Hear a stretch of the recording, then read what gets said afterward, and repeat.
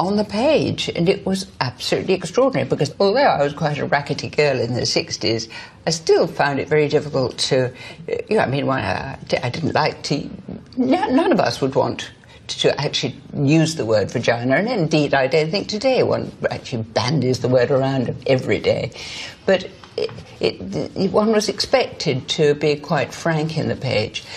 People would write in because it was as if a cork had come out of a champagne bottle.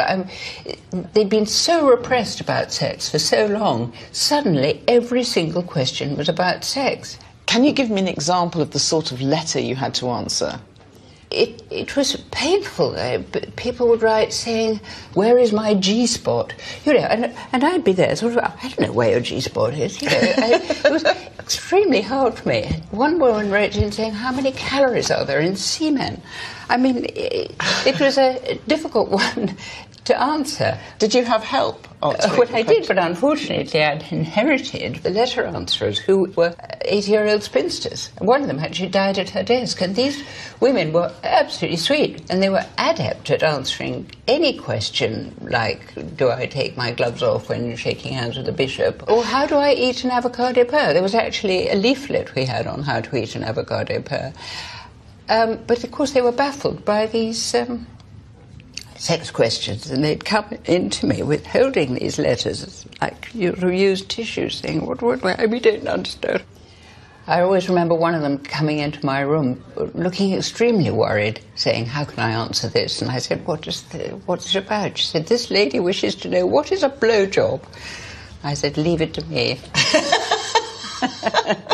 We've gone from a time in the early 60s when sex isn't discussed at all on the problem page to a time just 10 years later when it's the main thing. Yes, and what was interesting was that there was a huge pressure on women when sex wasn't discussed, of course, because there was no knowledge at all, and the number of girls who must have gone to bed sick with worry, thinking that they were going to get pregnant because they'd kissed their boyfriends. And that was one kind of pressure that you had then, terror of sex, and probably a great deal of anxiety surrounding it.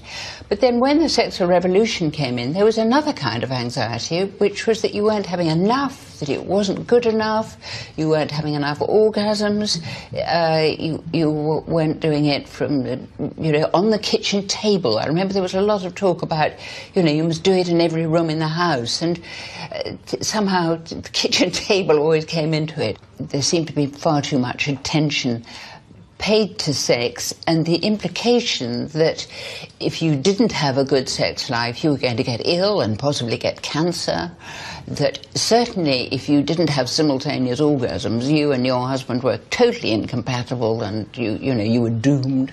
There was a terrible kind of compulsory feeling about sex, that it had to be had and enjoyed. Or there's a sort of tyranny about it. It was terrible tyranny, yes. You will like sex whether you like it or not. You will orgasm simultaneously. Exactly. And again, however much I wrote saying, don't worry, don't worry, don't worry, it didn't seem to make any difference. But these alarming new anything-goes attitudes had no place in the last bastions of traditionalism. Jackie magazine, for one, stuck with the lighter side of teenage angst. Jackie was launched in 1964, and by the 70s it was the country's most popular teen magazine, shifting over 500,000 copies a week. When I was a teenager growing up in the 1970s, I was at an all-girls boarding school, and boys were like alien creatures to me. And how I found out about the world of boys was through the pages of Jackie magazine and the agony aunts Kathy and Claire. They replied to 100 letters a day, and they sent individual replies to every reader that wrote in. And I've got a few of the copies of their replies here. Now, here's some advice for everyone out there. Dear Jackie, love bites usually go away surprisingly quickly. There is no possibility of contracting cancer. Meanwhile, try covering them up with Max Factor's Erase Plus. That's a good tip. And don't let it happen again. Love, Kathy and Claire. Quite a moralistic tone there at the end of that one.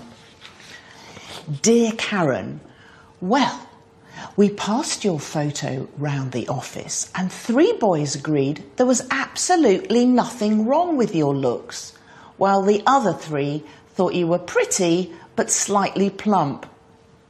Poor Karen, I don't know what I would have done if I'd got that. Hope we've helped. Love, Kathy and Claire. Oh, I love this one. Dear Wendy, we agree that Leslie is being a bitch, love, and we suggest that you have the whole thing out in the open with her. Oof, that's going to be one to watch, isn't it? Kathy and Claire's readers confided everything to them, but Kathy and Claire themselves were keeping 2 pretty big secrets. The first one was, although they invited readers to write to them at this glamorous London office, actually they did all the replies from Dundee, where the Jackie offices were. They used to get the whole bag of letters, send them up to Dundee, they used to reply to them there, and then they'd send the bag back down to London so all the letters could be sent out with a London postmark. And their other big secret was that Kathy and Claire didn't exist at all. Hundreds of miles from swinging London, in the Dundee office of Jackie publisher D.C. Thompson, a succession of young female journalists played the parts of Kathy and Claire. They were kept under close watch to ensure they adhered to the publisher's strict moral code.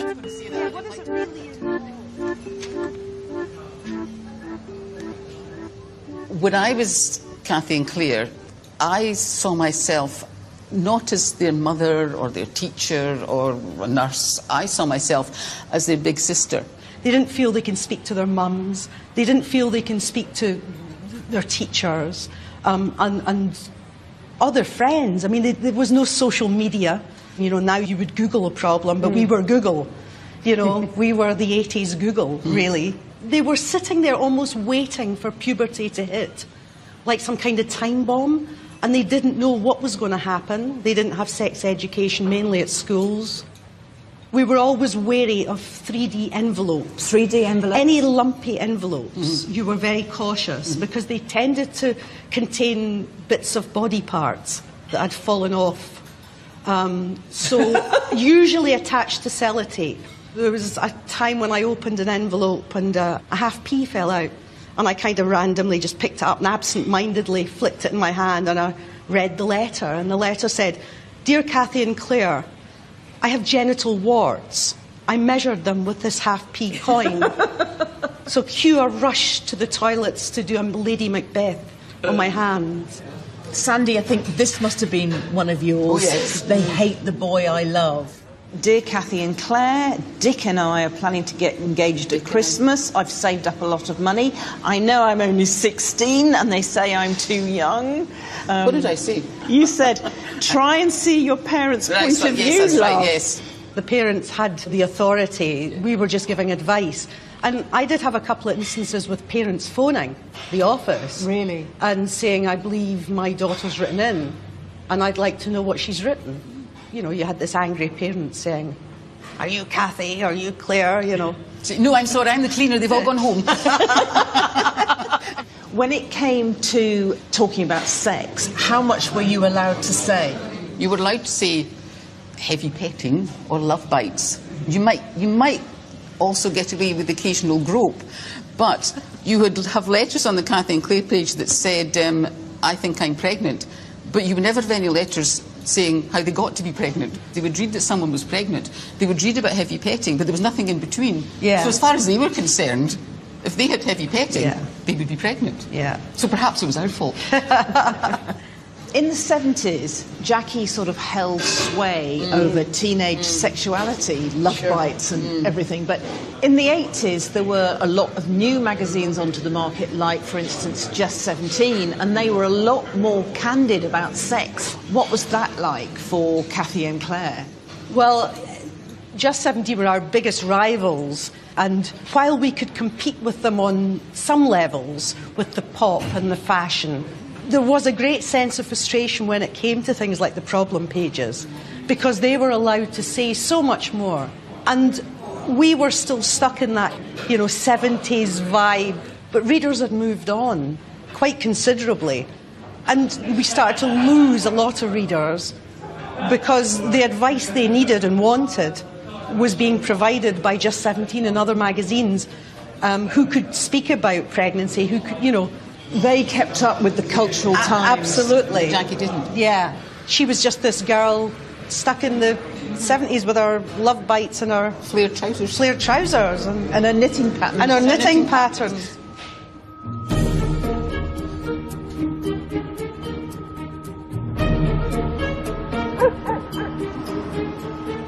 Today's agony aunts no longer have the same clout as those queens of the problem page from the 60s, 70s and 80s. But the one who comes closest works from an office hidden away in the leafy home counties. The Sun's Dear Deirdre has been dispensing advice for the past 34 years and boasts by far the country's biggest readership. This is today's problem, and I'd say it's fairly typical. So I have steamy love triangle with mate's girl. That's quite a sexy one, isn't it? It absolutely is. We've got a family row here, a mum who's very upset because she's fallen out with her grown-up daughter and partner over the kids. And we've got someone who was abused by his babysitter when he was young. Just always, of course, a very full page. The problem page is one of the most popular parts of the paper. I mean, it creates footfall, as they say these days.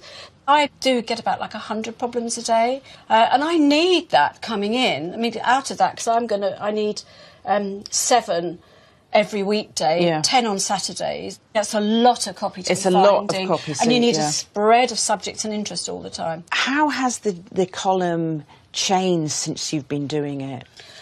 I mean, I think human nature actually evolves very, very slowly. So while I've been doing this job for over 30 years, human nature does not change. I feel so the underlying issues like loneliness or difficulty in forming a relationship are the same, but the internet has given so much more scope for ways this can express itself. Deirdre's promise of an answer to every problem ensures that her column remains a thriving cottage industry, just as it was in her predecessor Claire Rayner's day. So here we have my leaflet list. This is the whole 250 of them divided into different sections. So you start off, we've got a whole section on abuse, going from child abuse, abusive partners and rape, and then everything to do with appearance, so it's breasts and cosmetic surgery, tattoos, skin, hair, weight, dependence, so drink, smoking, gambling, drugs, F for family, adoption... An endless stream of problems that shows no sign of slowing.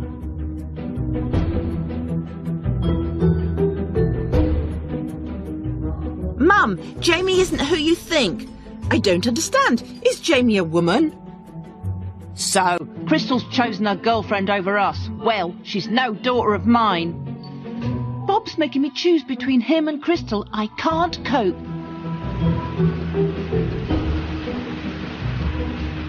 Even at a time when advice is more easily available than ever before, the problem page is often still our first port of call. The golden age of agony aunts may have passed, but after 3 centuries, I don't think we'll ever learn to live without them. Because the best agony aunts offer something that Google can't, a relationship, even if it is at arm's length. And another reason they may be sticking around a while yet is because I don't think we'll ever tire of reading about other people's problems, especially if they make us feel a little bit more smug about our own lives.